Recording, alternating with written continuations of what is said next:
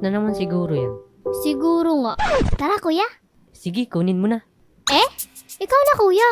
Ikaw na. Ayoko nga. Ikaw na kasi. Bahala ka. Di wag na lang. Ano ba yan? Sige na nga. Basta sabi mo, ha? Oo ba?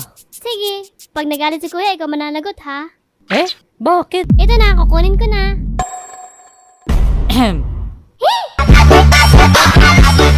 Hala. Hoy, ano yung binabalak nyo ha? Good morning, kuya.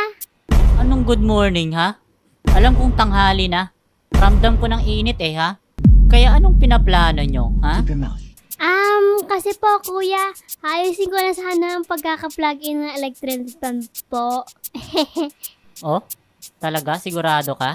Opo, baka kasi mabunot, kuya, tapos, maiinitan kayo. Kaya ayun, Kukunin sana namin ang electric fan, kuya. Ang init kasi. Kita mo? Anong sabi mo? Aayusin pala ha? kasi po, kuya, sabi po yun ni Kuya Jose. Siya daw po bahala, basta kukunin ko na lang daw.